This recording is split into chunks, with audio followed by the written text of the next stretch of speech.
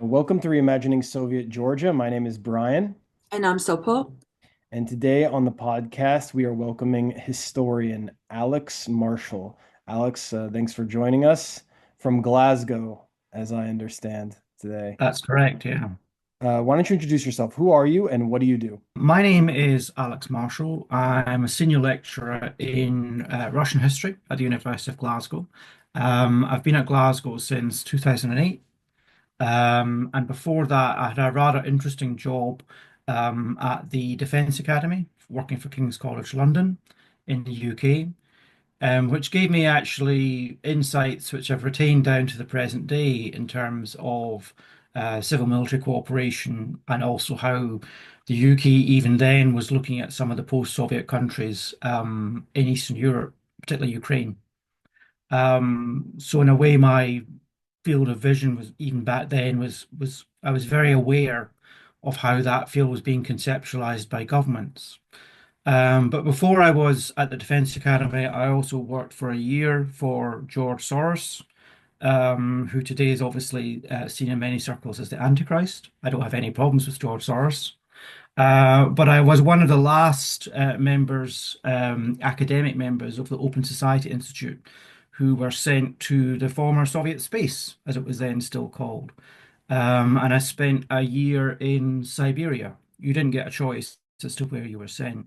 But I spent a year in Ulan-Ude. And again, it was one of the best years of my life, in fact, in retrospect. I think it was a great introduction to Russia. Since that time, and since I've been at Glasgow in 2008, I've, of course, published and edited a number of works. And one of the works to date that I'm most proud of is The Caucasus Under Soviet Rule, which was extensively based on archives. And sought to provide a modern history of just what happened in the Caucasus between 1917 and the Soviet breakup. Maybe we could just start the discussion a little bit by talking about the Caucasus under Soviet rule. It came out in 2010. Obviously it's a little bit it's a few years ago now, but in rereading it recently, it's like still very relevant and very good and actually brings a lot to the table still in the historiographic discussions, and some of which have not, I think, developed very much. And so one of the things in this book that I think you do a great job of is telling the story in a way that cuts through the post-Soviet nationalisms or some of the radical kind of anti-communism of the historiography in the post-Soviet space, and try to give a more realistic perspective, kind of the power, the different forces at play, and the role of ideology in shaping those different forces. So I think it does a very good job, at least in that. And I'm curious, like, how do you think about that work today, maybe 15 years later after it came out? What do you think is the kind of like role it played in our understanding of the Soviet period in the Caucasus? Well, first of all, I'm flattered that you liked it. Thank you very much for the compliments. It is still one of my favorite books. It's going to get overtaken shortly by a new book on Suslov. But when I wrote it, there were two sort of dominating factors at the time, which kind of shaped the way I approached it. The first was I was very conscious that the history of the region in a modern era in some ways still hadn't properly been written. And certainly the archives had not been properly explored, or didn't appear to have been. So I was a beneficiary of that period of time when basically you could go into Regaspi and just spend weeks and weeks and weeks. And I was conscious, I was being asked even at the time, you know, will you use more local archives? Because even then there was a kind of push towards quote unquote decolonizing discourse where you should, you have to go to Rostov and Tbilisi and, Grozny and things like that. And I admired that impulse, but I thought I want to write this book from the center first. I'll leave it to others to look at the periphery and to use the peripheral archives. But others were already doing that. And what I wanted to write was a joined up history of the Soviet experience in the Caucasus.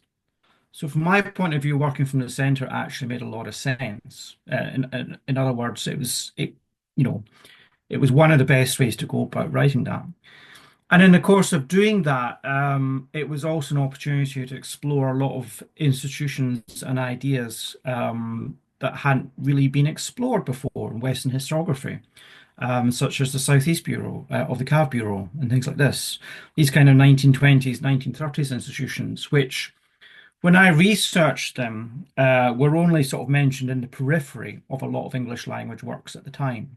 Um, and sad to say, they're still really only mentioned in many cases in the periphery of many English language works. I think that, if the book stands up at all, it's because it's not been entirely surpassed in that field, that particular field, of looking at Soviet institutionalism, which is one of my main concerns. But the second big thing that I wanted to do with the book, and the thing I encountered very quickly that you've already alluded to, is a lot of Western works were using what I regarded as an outdated historiography. A lot of it was still incredibly based on diaspora writings. People weren't at that time, you could argue they still aren't, but there are a lot more exceptions now. But people at that time weren't exploiting the archives in a way I thought that they should, or that was now possible. And at the time I was writing that book, most Western views of the Caucasus were still shaped very much through the prism of the wars in Chechnya. If people had heard of the Caucasus in the West or they wanted to read about it, that's mostly what they focused on. And when it came to Chechnya and the Chechen conflict itself, I immediately encountered this sort of quite extraordinary paradox, which was that a lot of the latest Western scholarship was still kind of relying on Afterkhanov. Afterkhanov was this diaspora figure. He defected from the Soviet administration and basically became a Nazi collaborator. And then in the post-war period, worked for the Americans and the West in general. Um, which means that his account of everything is highly problematic and should be questioned. But you still, when you read Western scholarship at the time, particularly on Chechnya, you found at that time, after Hanov kind of quoted page by page. I actually thought some of the people using Afterkhanov came pretty close to plagiarism of Afterkhanov because they followed in his footsteps so closely in describing what was going on in the Caucasus and in Chechnya, Ingushetia in particular in the 20s and 30s.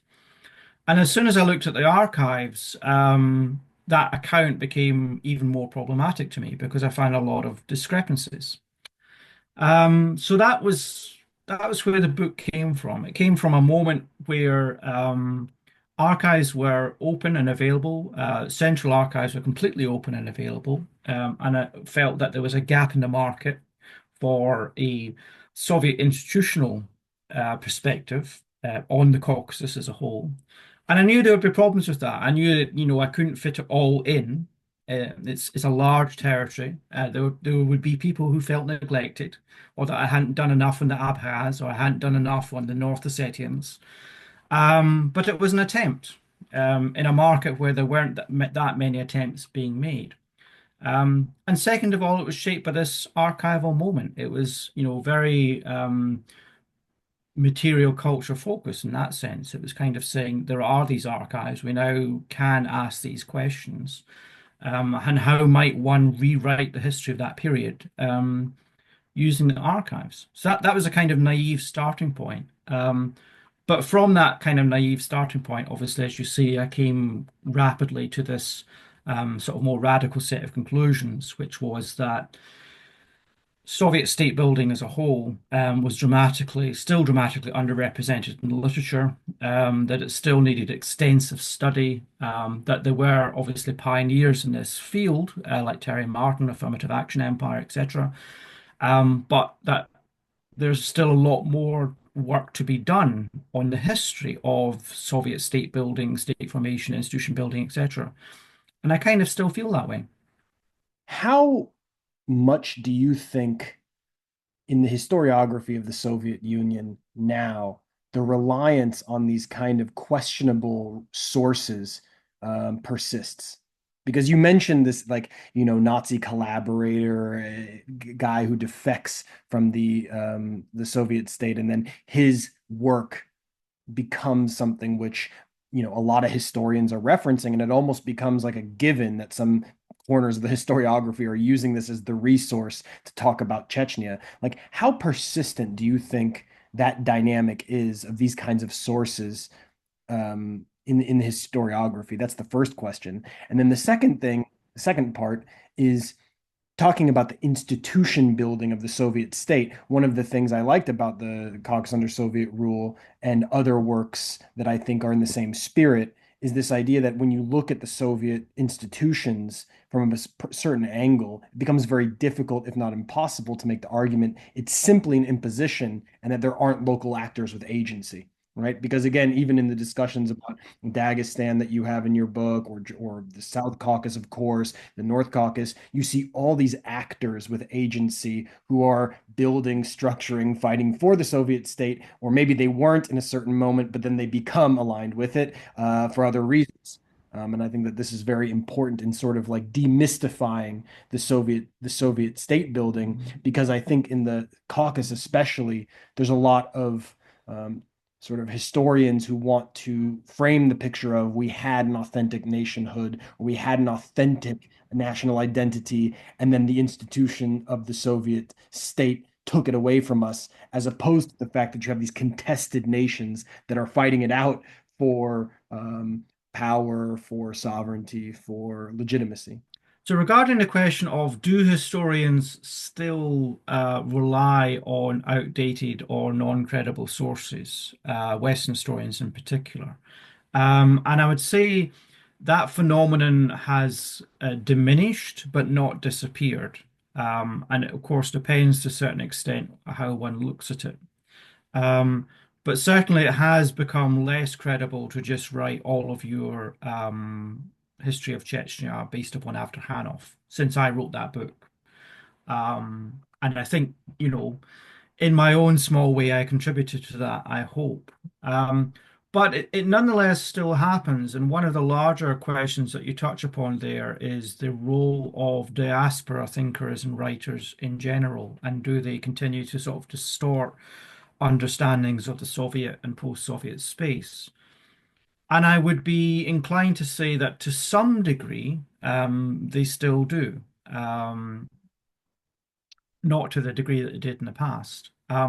But that the reason that they do is not necessarily connected with their agency, if you like, but with the historical moments that we are passing through in terms of writing the history. In other words, we as historians in the particular historical moment that we choose to write. So let's face it, there are moments in time where certain takes on a national history become very convenient. It becomes very convenient to adopt past discourses towards certain issues as a sort of shortcut to attempting to achieve wider public understanding.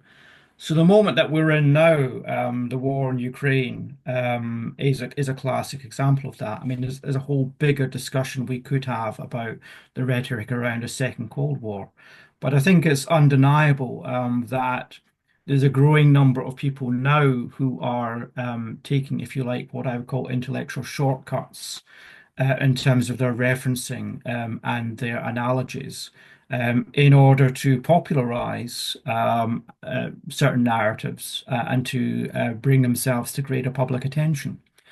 Again, we can talk about more about that if you wish. The second question about Soviet institution building, remind me of what that question was again? When you in your work, and I think in the work of some others who I like, there's this discussion about the Soviet institutions in a very different way than the Cold War era totalitarian style view of Soviet institution building, which I think still has some resonance in certain corners of the historiography. Especially today, there's maybe even a renaissance of this, given since the war in Ukraine started in 2022. I think there's been some kind of renaissance in a certain Cold War style totalitarian narrative of the Soviet past, which which kind of takes away the nuance of the Soviet institution building. No, I think that's absolutely right. I think in terms of Soviet institution building, one of the exciting potential research agendas, in fact, is to look at the agency that a whole range of actors had, not only at the central level, but at the local level.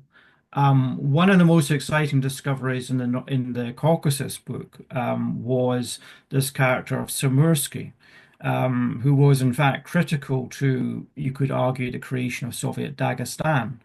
But he had been almost entirely unwritten about and didn't appear in traditional Western historiography. Um, and sadly, you could argue that since I wrote about him, he's been again forgotten.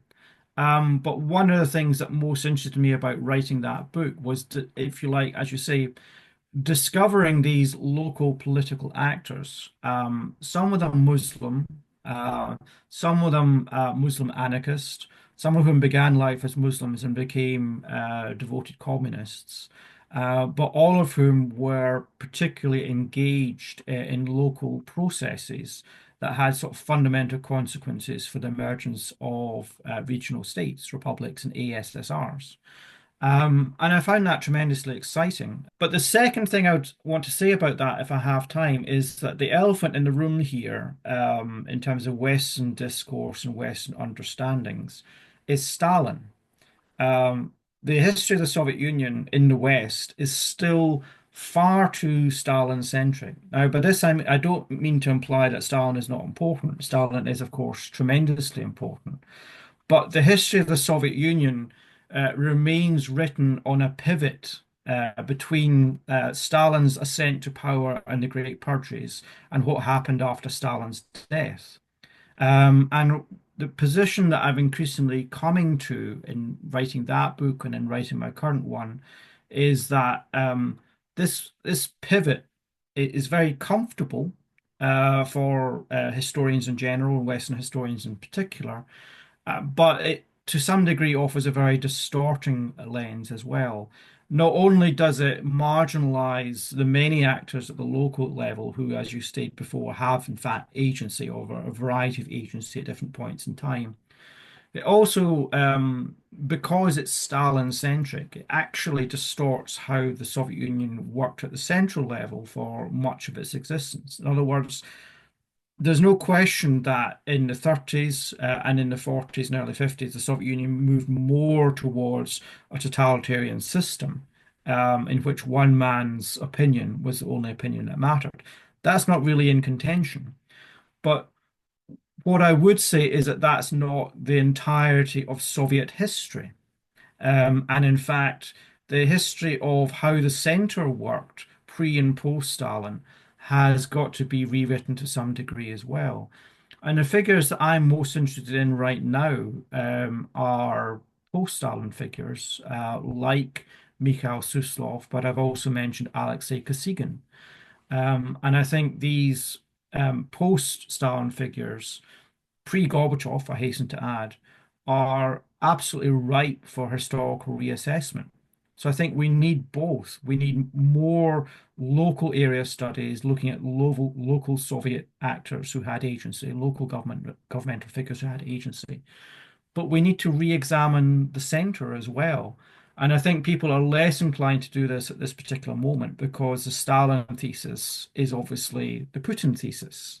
And it's very comfortable to sort of re-energize the paradigm of Stalin as the only thing one needs to understand about Soviet history, because it makes a comfortable analogy to, Putin being the only thing one needs to understand about Russia.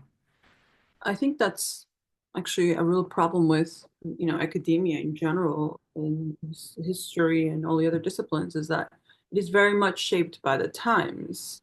And so with this attempt, let's, like you said, a shortcut to understanding current events, history suffers. How do you think this kind of plays out in a sense? Like, is it like political will? Like people, like historians don't really want to put any effort on this. Social scientists are not really promoting a different understanding. Like, how does this look? What does this look like? I want to know. Like, how does it? How are these frameworks shaped, and how do the actors respond? I think that's a really interesting thing for me.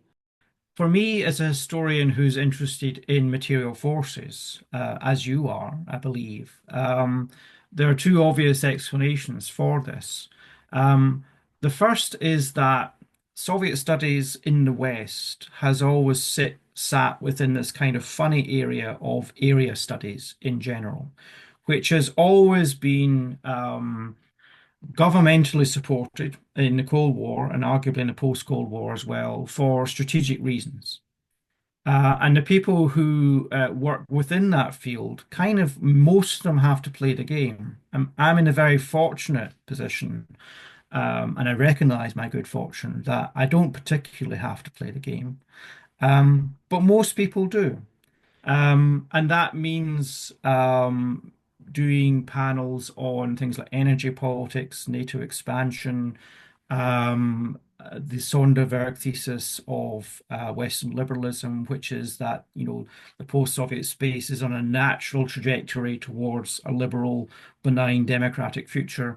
And these are kind of paradigm-defining ideas, which, if you were in academia in the 90s, 2000s, 2010s, um, most of us had to relate to that game. You had to, at a certain degree, play that game. This is the conceptual paradigm that you were given, and you were basically judged in terms of jobs and appointability, very often according to how far you're going to play that game.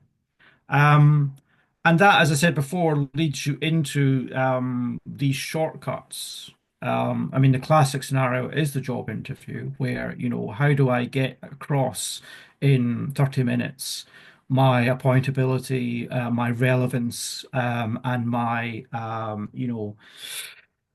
political benign character for your institution. And you have to therefore, a lot of people felt they had to play the game and still do. So that is still going on. It's kind of structural.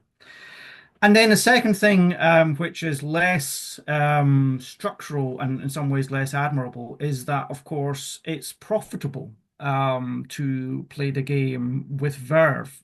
So there are some people who have, clearly made a decision at some stage that, I'll go for my professorship or whatever, and I'll write this big book which gives this incredibly simplistic ideological explanation of how to understand the post-Soviet space. And it will get lots of reviews in the right places, and it will chime with the mainstream Western liberal discourse, and I'll get my promotion. Um, so I'm not going to name names here, and I'm not going to sort of call these people out or anything like that. But another level, as I say, I think these two factors are in play. I don't think this is necessarily that complicated. You've got a structural paradigm which hasn't changed. It remains area studies. It remains highly vulnerable to government favor or disfavor and the withdrawing of money at any moment. And within that sort of structural paradigm, you've then got individuals who consciously or unconsciously have said, right, this is the narrative understanding that has maximum grip with a Western audience. Putin is Stalin. Putin is Hitler. We are in a new Cold War. Russian politics is entirely dictated by ego and vanity, and that's all you need to understand. Um, and they've gone for that full bore, and they've got all the glowing reviews and the coverage that one could want. So they get awarded for it. It's interesting you say it like this because one thing that I noticed, and I will also not name names, but one thing I noticed was that when Trump came to power that you had people who had spent their lives studying the Soviet Union who could only articulate Trump as some kind of Hitler-like character, basically eschewing all structural or historical factors that could have led to the rise of Trump or the certain policies the Trump administration is undertaking, but instead seeing him as this aberration from the otherwise, conscious trajectory of history towards liberal democracy, which maybe some of those same historians had been applying in the Soviet and the post-Soviet space. So it's kind of bringing that with them even to analyzing US politics. I think that's very true. I mean, I think now I look at it, and obviously you've invited me to look back in my life, which is terrifying. But definitely, there was the dominant narrative when I was coming up as an academic was the Sonderweg thesis. It was that Soviet Russia was another example of German history in repetition, and that the future trajectory was towards a liberal democracy of some sort. And the concerns expressed about Russia in the 1990s were all about making analogies to Weimar Germany. Um, so I think people were kind of again locked into these shortcuts and analogies, which we're still in right now. And I think you see the same shortcuts and analogies as you just said with regard to understanding Trump. So it's easier to say that, Trump is a fascist than to actually sort of position him within the broader trajectory of American history and where he sits within that broader trajectory of populism and tariff culture and sovereignty worship and so on. Um, but I think the two things in general I would say is that that moment is definitely over. The world that we're living in now can no longer be explained by that paradigm. And for some people, of course, that's extremely traumatic.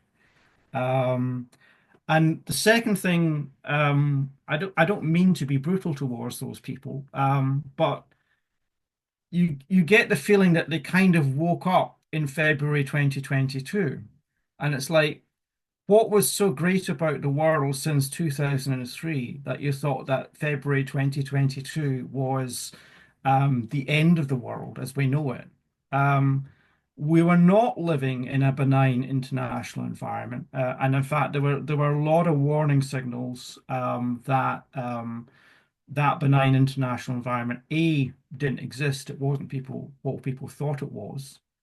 It just didn't exist. I mean, an international rules-based order, please, like, it that sorry. And second of all, that it was somehow ended by a sort of single act that one nasty person had kind of torn up that whole um narrative story that they created for themselves. Um, and they were kind of having a nervous breakdown about it. Um, and I was never on that page because I didn't regard the international order as particularly benign. I mean, even in the Caucasus book, I wasn't kind of sort of portraying the post-Soviet transition in any kind of benign way. I saw it as sort of very clearly problematic. Um, but I didn't see the sort of wider international environment as particularly, benign or rules order based either. I didn't sort of think the invasion of Iraq was great. I didn't think the American occupation of Afghanistan or the NATO occupation of Afghanistan went particularly well. And I've studied Afghan history, so I mean, I kind of knew what was going on there. I wrote a book about Afghanistan and precisely about that because I just thought the international consensus on what it is that we're doing there and trying to achieve there is just bonkers. You mentioned earlier how the study of the Soviet Union and the study of Eurasia more broadly is comes from this structural paradigm because of its long history in area studies, right? It comes from area studies. And we know that area studies, of course, was developed in the Cold War and had a very particular purpose. But what's interesting is that when you mentioned the fact that all of these people in 2022 thought that it was the end of the world, it seems like many people who are studying the Soviet Union today bring that kind of past with them of the origins of the area studies to the present day kind of historical studies of the Soviet Union and the post-Soviet space, meaning that they can very easily kind of erase, for example, the U.S. invasion of Iraq or the U.S. occupation of Afghanistan or something like, military adventure of NATO and other places very easily and say that, this was a liberal world order that existed and then it was broken by Russia in 2022, precisely because that's kind of the basis or the origins of the whole discipline in general. I agree. I mean, I think I'm not talking about my own work here, but in a broader sense, area studies kind of in the traditional context stopped in 1991. And there were a few decades where it was obviously looking for a purpose. And actually, those are very exciting decades. I mean, I think a lot of exciting work was done by a variety of scholars, and we've got scholarship which has looked at, as you pointed out yourselves, things like the role of the Comintern in the Global South, or Soviet actions in the Global South in general, and the relationships and partnerships in the Cold War that grew up from that. And we in fact got a new Cold War history, or we were getting a new Cold War history, aspects of which I personally found very exciting. Um, but what, as you said, has happened now is that we've kind of gone back to the 1990s in terms of the profession as a whole. The area studies paradigm has come back. Russia's sort of come to be viewed as, the negative, the black to the West white, the kind of bipolarity discourse of right and wrong, of absolute right and wrong. And a lot of the narrative now has been about, how we must write a decolonial history that makes the post-Soviet space fully part of Europe, whatever that is.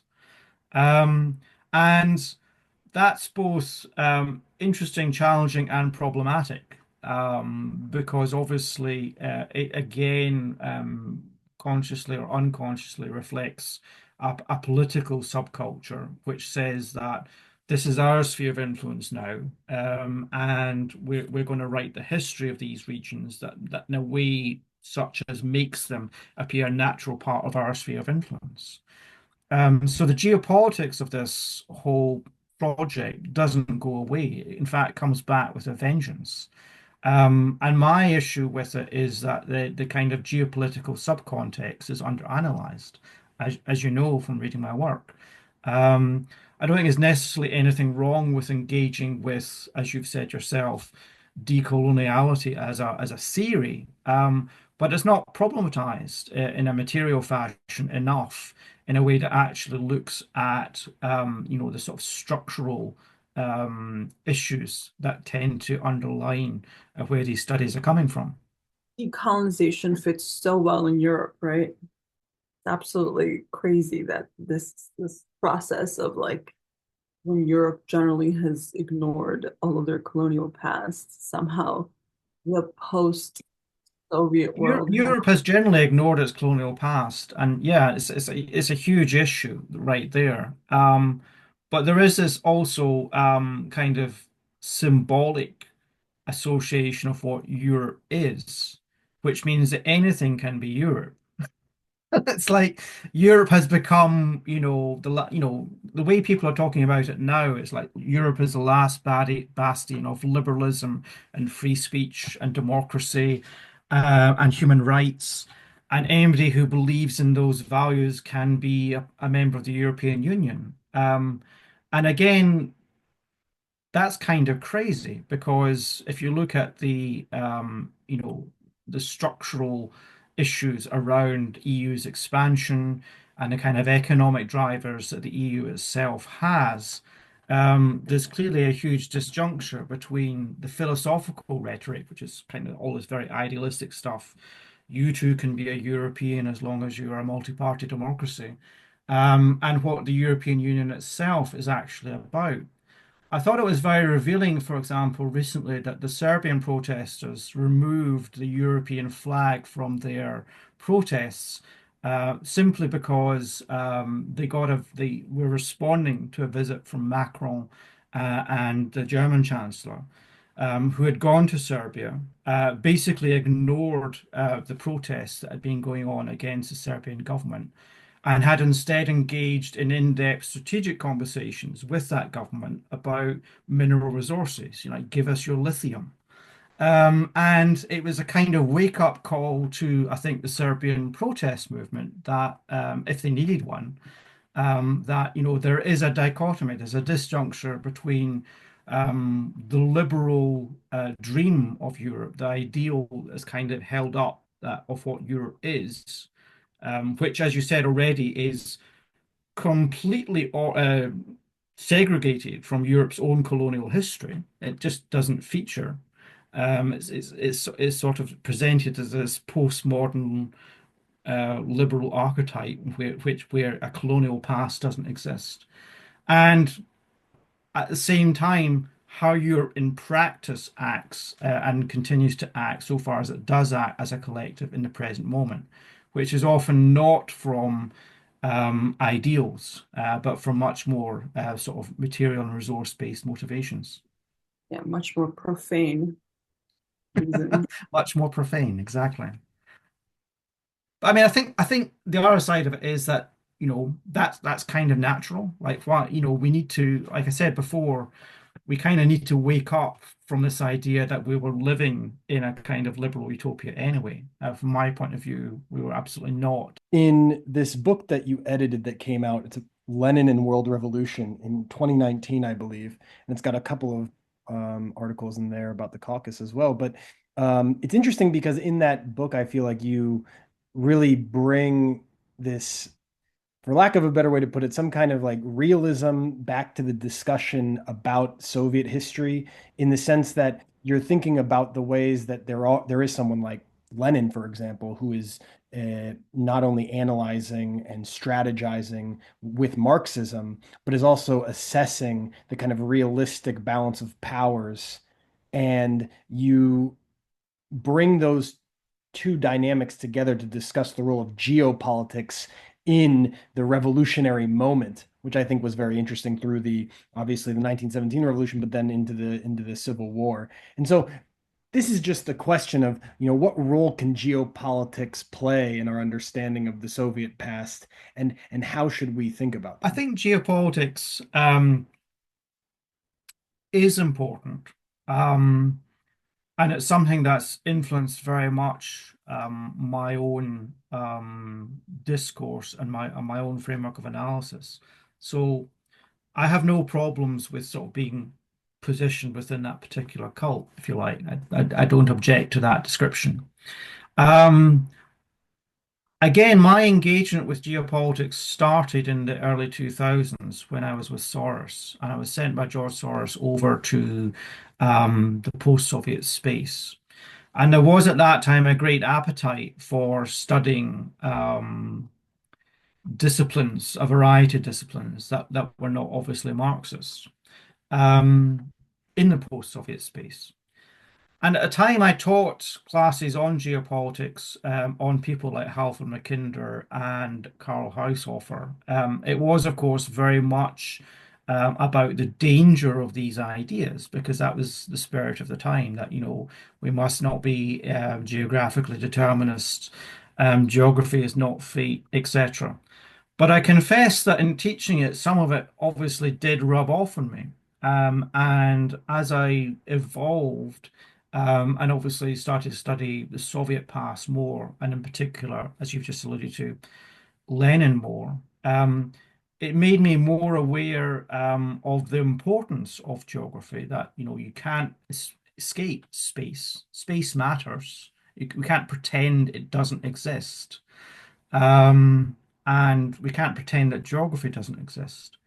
And that's something that's increasingly troubled me, because again, a lot of the discourses I've alluded to before exist in a field where it assumes that geography doesn't exist or doesn't matter. Like I said before, the idea that anybody could be historically remade as a European country is historically illiterate, but it also reflects a kind of disregard for basic geography. But with Lenin, as I said, as I then went on and in that piece studied Lenin more, the phrase that increasingly attracted me and began to influence my own praxis more and more was Lenin's phrase, a concrete analysis of a concrete situation. What I increasingly felt was missing from the work of a lot of my contemporaries was a concrete analysis of a concrete situation. There was a huge boom in theory, which was good. There's a huge boom in cultural studies, which is not a bad thing. Um, but there was also this kind of liberal imaginary going on where, we're living in a post-historical moment. We've got the Sonderweg thesis to explain how we got to this point, and now we can imagine a future however we like. Um, and I kind of increasingly reacted against that. Not because I was becoming Karl Haushofer and kind of believed in geography as fate and that certain countries need Lebensraum. I mean, those ideas are totally repellent to me as a person of the left. But because I was attracted to the notion of a concrete analysis of a concrete situation, and I felt that's kind of what we should be doing.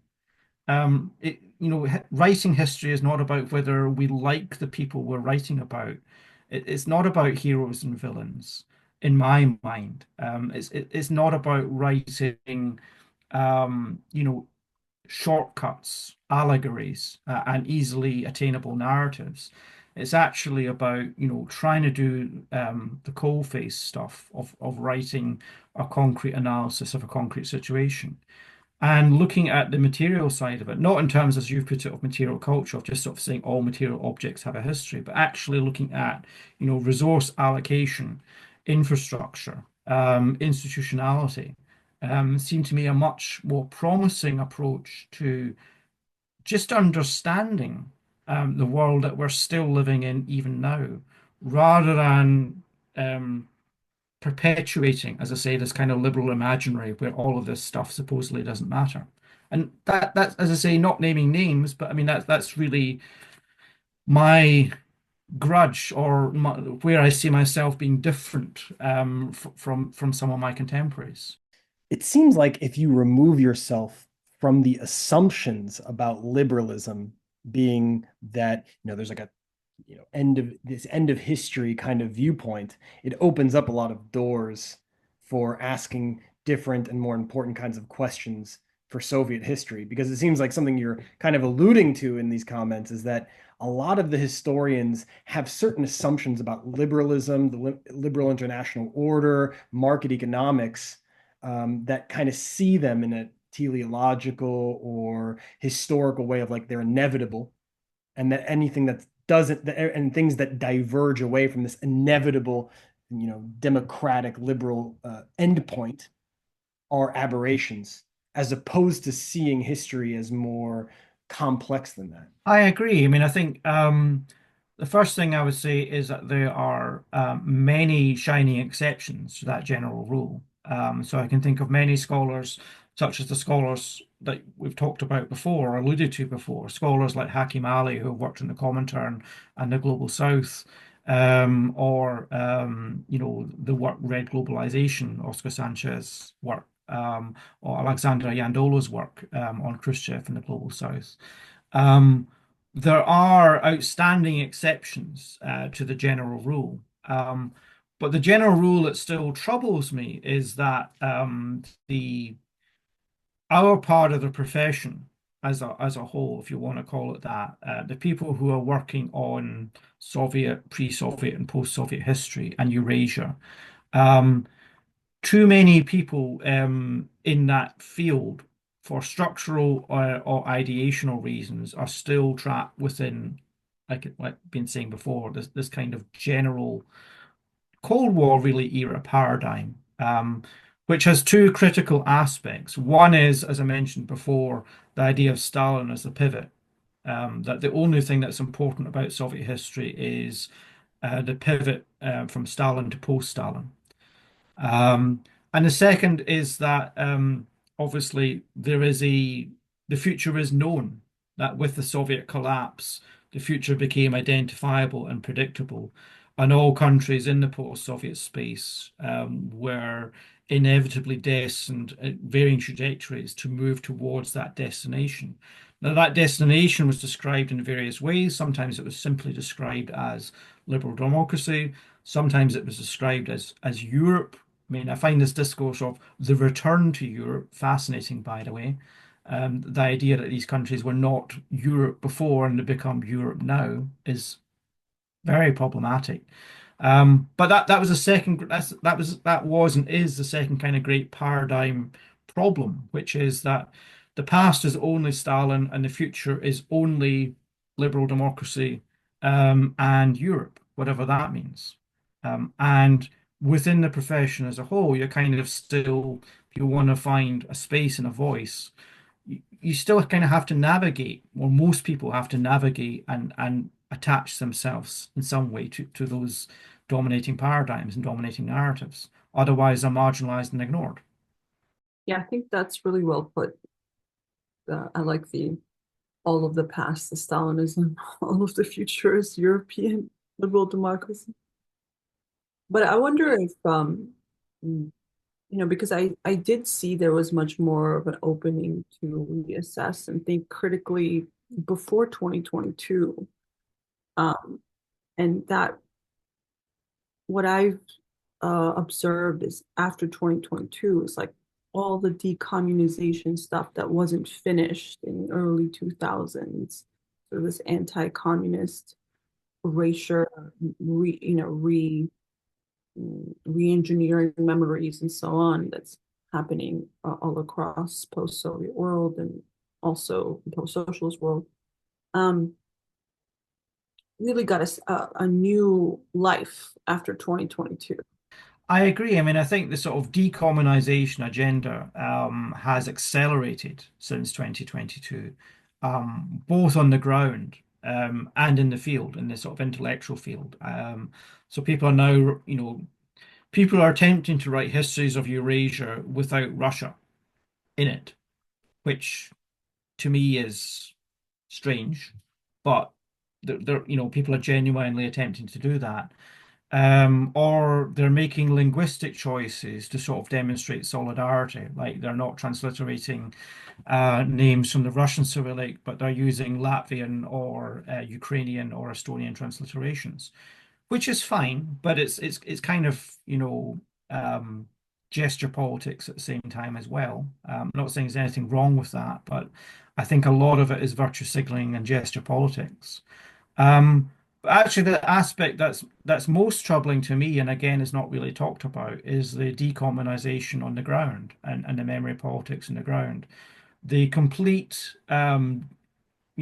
destruction of, for example, Second World War memorials on the basis that they all represent Soviet fascism, quote unquote, seems to me to be deeply problematic and deeply simplifying of a much more complicated history.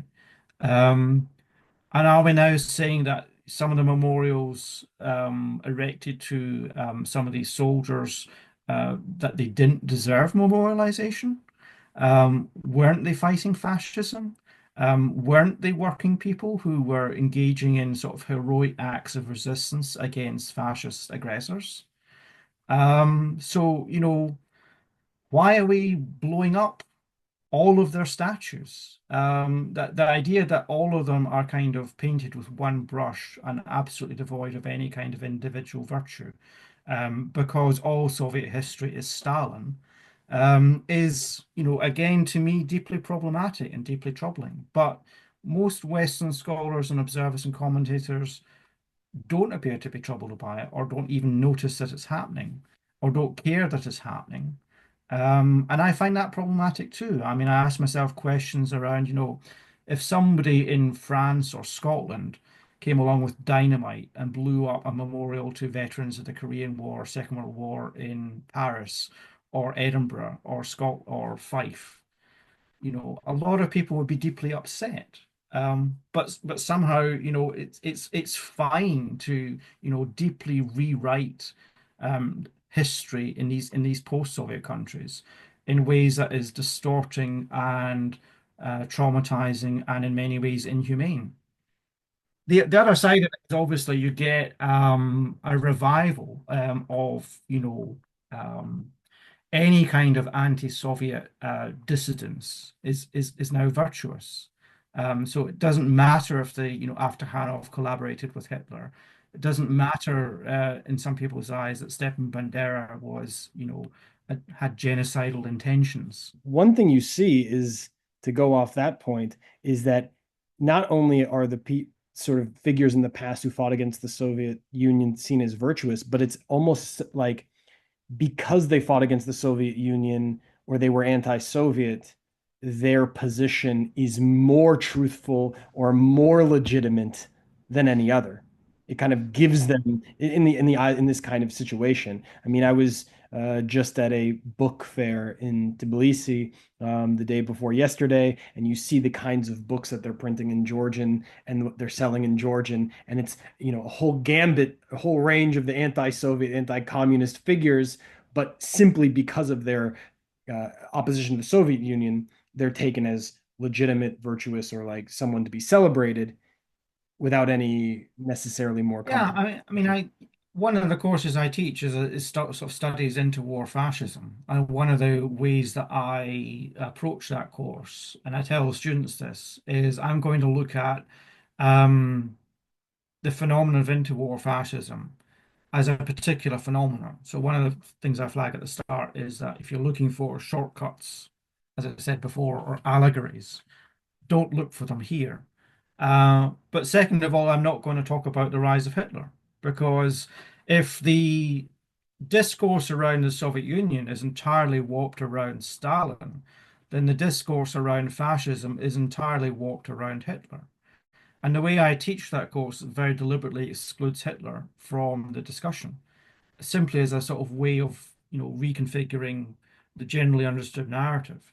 So the people I look at are people like Codreanu in Romania, Stepan Bandera in Galicia, obviously Franco, obviously the phenomena of Austrofascism and Mussolini, and Hitler barely comes into it.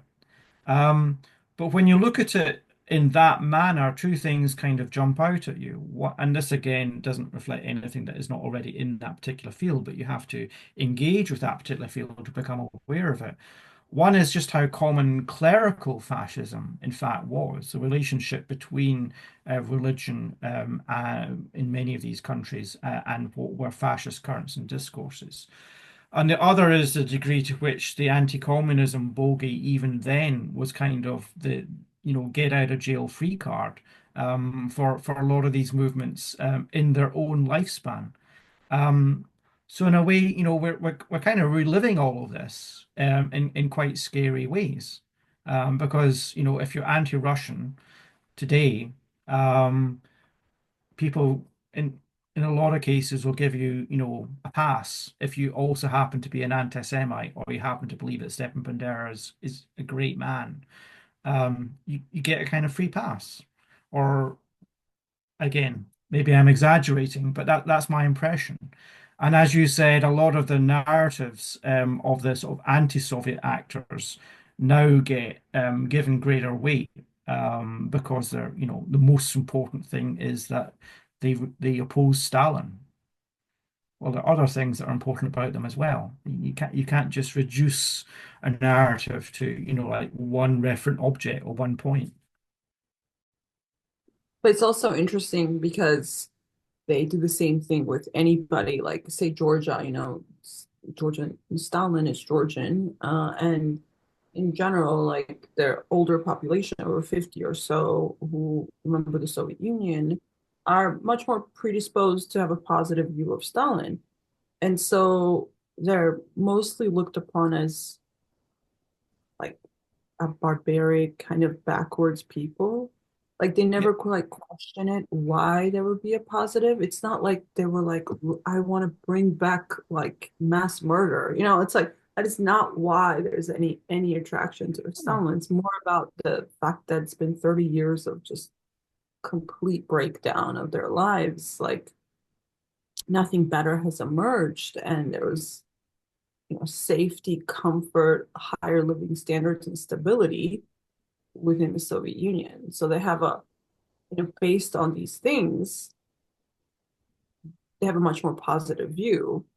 And so like it's like a very anybody who is not a rabid anti-communist or doesn't start every sentence with like denouncing Stalin is looked upon as some kind of evil person, you know? Like I'd agree, but I think there's an even more powerful analogy to that happening in Ukraine right now, which is that the Ukrainian left and left anarchist tradition, which is a very real tradition, has been completely marginalized in Western conversations around Ukraine. And again, the repression against the Ukrainian left makes zero headlines in the West. I mean, I think there's outstanding, I'll add this hastily, there's outstanding scholarship from the Ukrainian left has come out on the complexity of the Soviet experience and of the problematization of this, um, purely Stalin-centric narrative. Actually, there are figures I can think of, Volodymyr Shenko, for example, on the Ukrainian left, who have done, in my opinion, very good work on problematizing the Soviet history and legacy of Soviet history in Ukraine itself. But what is most striking is, again, that they're completely marginalized in mainstream Western discourse, and they've been deliberately marginalized and in some cases actively oppressed by the Ukrainian state since 2022. I'm thinking of the legislation towards trade unions and trade union activity, for example. Um, so again, nothing happens without a reason. Coming back to sort of geopolitics and resource centric rationale for why many things happen. Um, Trump's sort of mineral offer to Ukraine that, you give me $500 billion worth of minerals and I'll, continue to give you air support doesn't come from nowhere. It's not like, America became an empire when Trump was elected, or that Ukraine wasn't in this extremely invidious position of basically having to balance geopolitically between external would-be hegemons and having a very difficult task of finding a way to coexist between actors that had hegemonic ambitions. It's not like this all suddenly started to happen. Again, I'm repeating myself.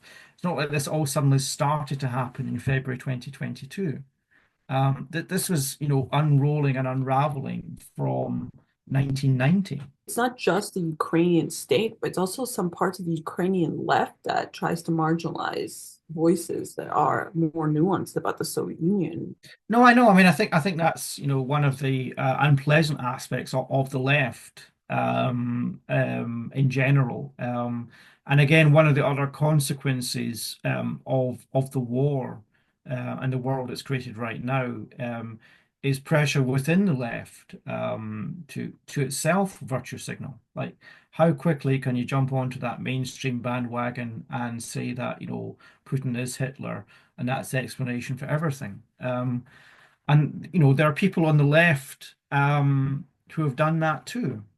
But again, that was happening before. I mean, I sort of never kind of just in my own generational experience, it was very interesting to me in my own historical memory, Christopher Hitchens' journey, for example, towards the Iraq War, and how he kind of pivoted towards being this uber patriotic, pro-American commentator. But unquestionably a man of the left, but someone who decided that was the right way to pivot. This was the dominant discourse, and he now decided that he agreed with it. Um, And I think that's a kind of, again, that's a problem for the left as a whole. But again, picking up the point Brian mentioned earlier, it's relevant in that kind of context as well to go back to Lenin, and to sort of ask broader questions about, the global left. What does it mean to be on the left? And surely, amongst other things, it means that you don't pivot to fashion, that you're meant to have kind of certain principles that you believe in, rather than just playing the game. It's a really good way to put it. Can be lonely. It can be lonely at the top, you know? Well, I'm not saying yeah, I'm not trying to claim special virtue for myself, but I mean, if that's the arena that you want to put yourself in, it comes with certain responsibilities.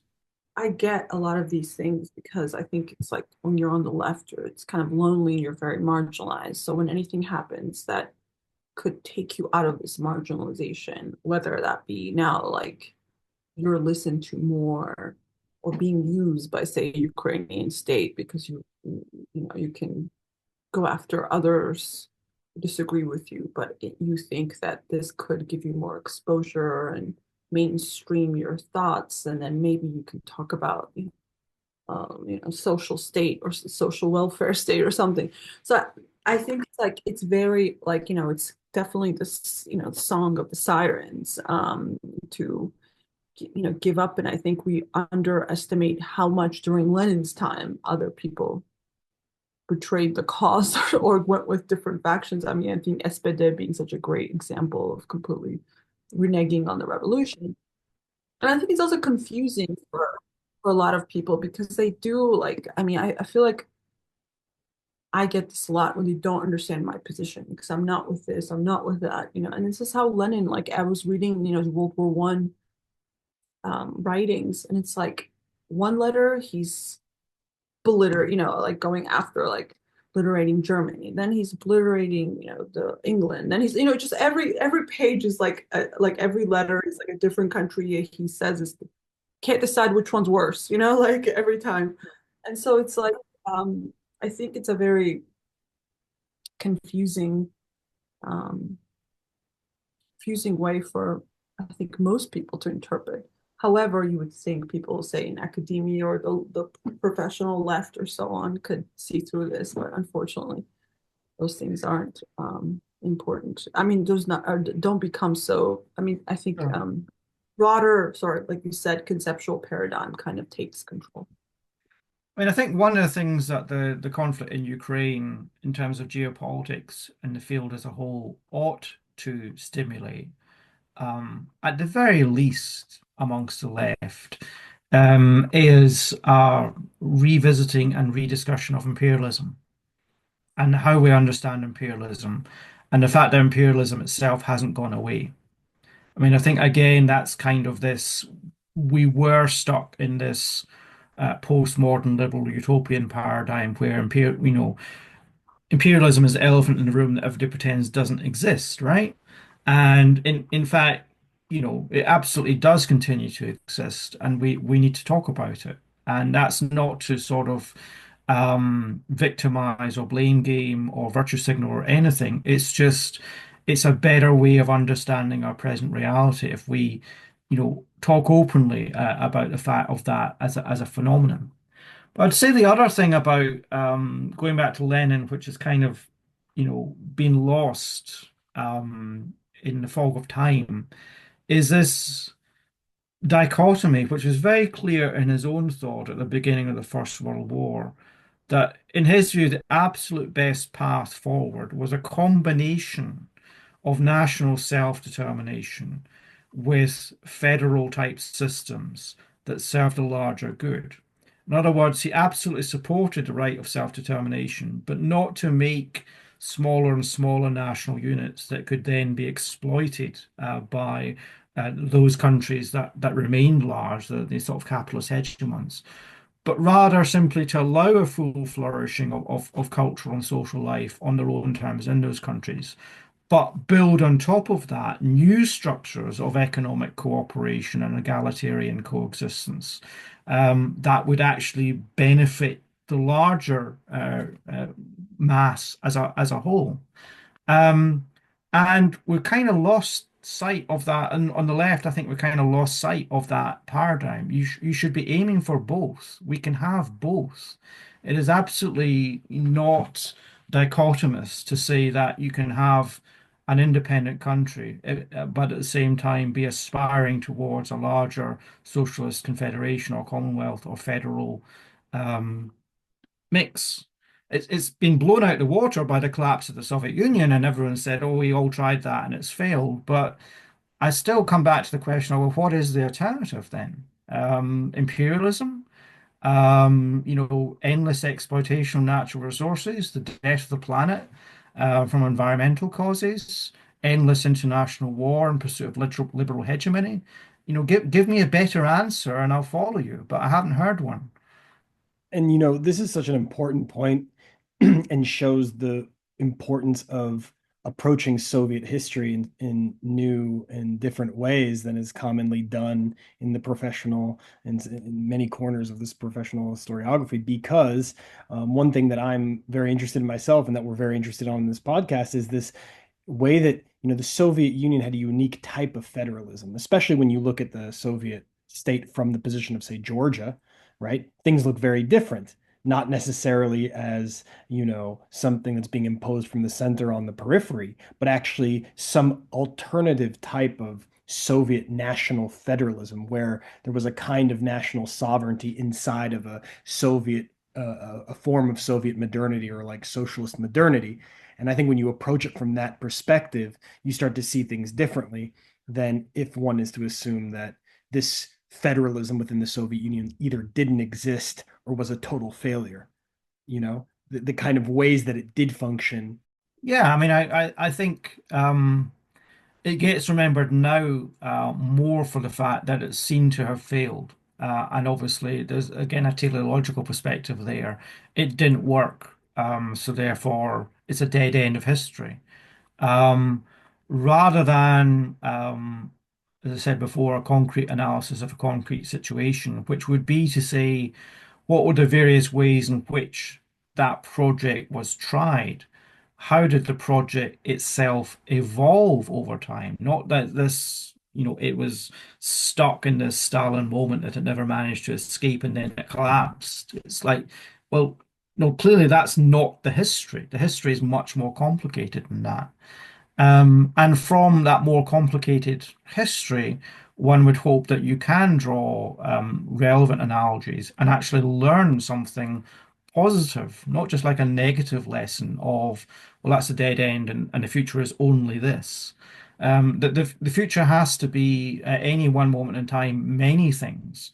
Otherwise, what's the point of living? If the future is just one thing, I might as well dig my own grave right now. I mean, I have to believe that, alternative futures are viable and possible.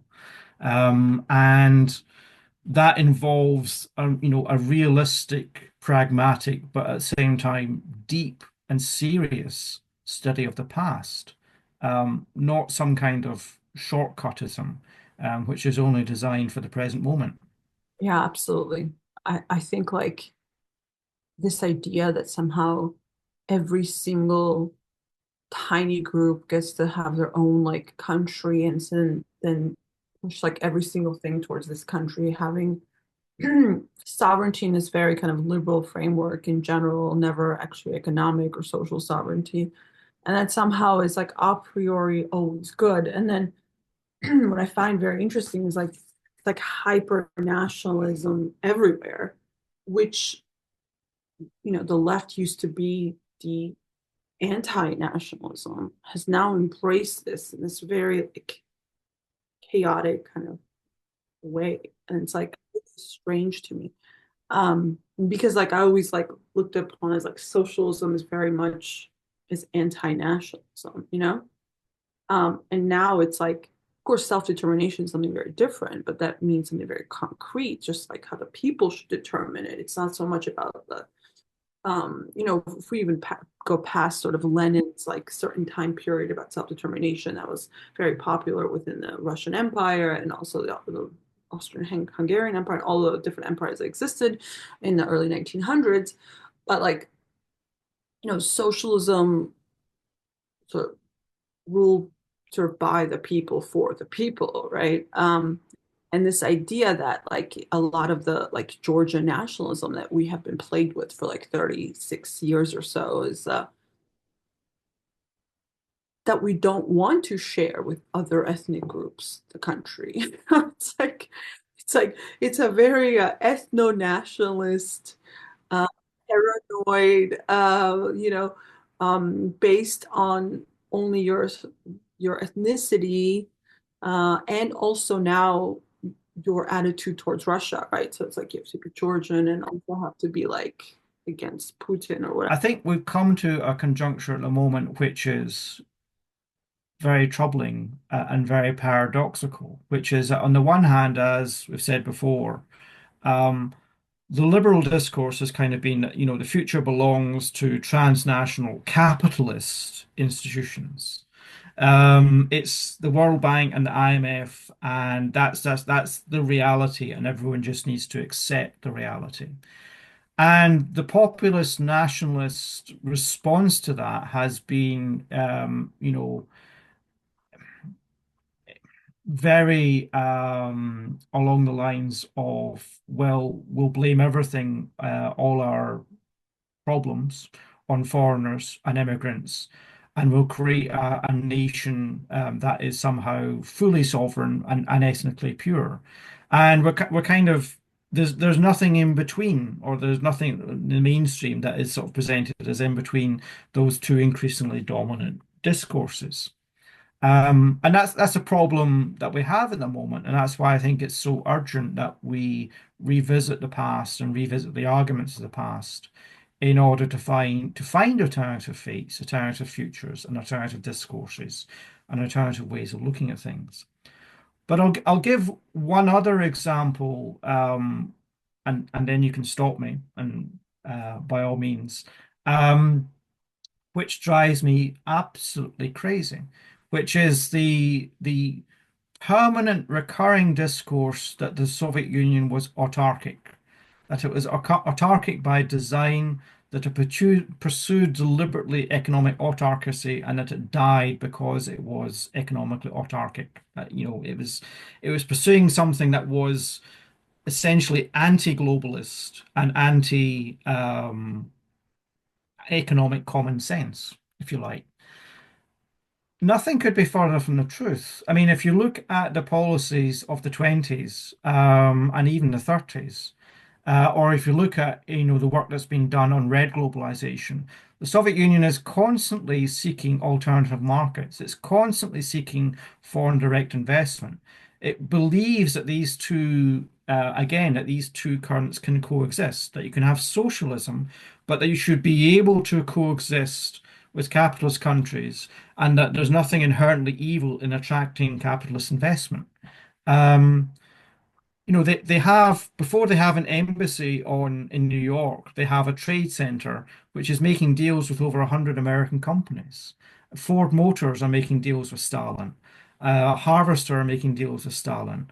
Um, RCA are making deals with Stalin. In the Great Depression, all of these American companies are sending goods and trade and material product to the Soviet Union on a large scale. So again, this idea that autarky autarky was built in, it was baked in from the start, and was the reason it was doomed to fail, is just completely simplifying and again closing down the discourse to me. It's like, well, it failed because it was autarkic, but that wasn't the ambition. The ambition was actually to be part of the world. That was always part of the ambition. It's like, can we find a way to be socialist and coexist in a global system that is not 100% socialist? That's kind of the point. What is not talked about in that discourse is Western sanctions.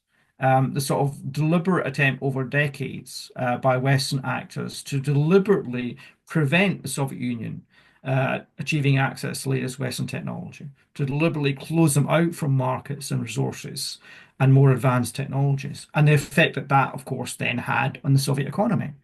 So again, the blame is put on the Soviets. It's like, well, they were autarkic and therefore they destroyed themselves, as opposed to, well, that wasn't actually their ambition. Their ambition was to have economic coexistence, trade, as normal relationships as one could have with Wall Street, with London, with the global stock exchange.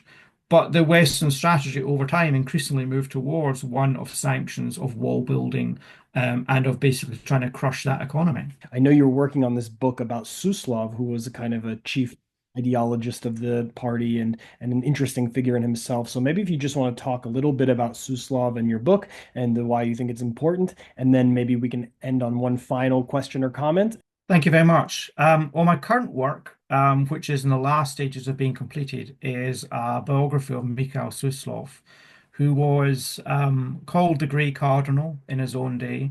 He was sort of seen as the second in command or the hand behind the throne for much of the Brezhnev era. But the two reasons I wanted to study Suslov were, first of all, to understand this more complex picture of how the Soviet institutionalism actually worked. In other words, how did Soviet government work behind the scenes? So we've got plenty of biographies of Stalin, Khrushchev at this stage, even Gorbachev. We've got fewer biographies of these second-tier figures, of whom Suslov was arguably one of the most important ones. And with that, it comes with it the whole question of what role did ideology actually play in the Soviet Union, of which again, there are really two points of view. One is it matters, and one is it doesn't matter at all. After a certain point of time, it's completely irrelevant. And what I wanted to do is write a book that said it was not irrelevant, but that it also changed over time, and that actually looking at the way it evolves is more important than having these abstract discussions about its absolute relevance or its absolute irrelevance. It's actually more interesting and more important to look at how it evolved and what were the meanings behind that evolution. And Suslov is a good way to do that. And the second thing, or the second big reason to write a biography of Suslov was that he's ignored in the West. There are some Russian language biographies of him, um, but that until relatively recently, all the work that has been done on him, either in the West or by people like Roy Medvedev, has completely demonized him. He's sort of portrayed as this arch conservative, a dead hand at the top of the Soviet state, someone who opposed all reform, someone who was himself a Stalinist. And what I'm really trying to do with the book is, first of all, to re-examine whether that's really true. And brief note, it's not. Um, and also to sort of really again unpick and unpack these tropes and these archetypes that exist in the traditional field. It's like, what do we mean by a Stalinist after 1953? What does that actually mean? That term gets thrown about a lot. It kind of becomes a common currency, particularly amongst the Shestishnatniki, the men of the 1960s who go on to influence Gorbachev. And they say all our opponents were Stalinists, and the whole point of the Perestroika project was the overthrowing of Stalinism. And the second big thing I'm trying to do with the book is to actually problematize that again and say, well, what is going on with this second generation of Soviet officialdom? The people who, like Suslov, like Brezhnev, who are born not in the 19th century, but generally speaking, 1902, 1905, that's their generation. They go through the Second World War, they rise to power, they govern in the late 60s, 70s, 1980s. Is it fair or appropriate or reasonable simply to tar them with the brush of Stalinist? What does that even mean? So that's partly what the second big reason why I think the book has to exist. Okay, maybe then the last final thing, why is it important to study Soviet history in 2025? It's important to study Soviet history in 2025, both to uh, have a better appreciation of the past, a proper, deep appreciation of how complex the past actually was. And also to generate and to be inspired, let's be honest, uh, by possible alternative futures. I think unless we study Soviet history deeply and seriously and respectfully as people of the left, it will be very difficult for us to actually imagine realistic and pragmatically attainable alternative futures in the future.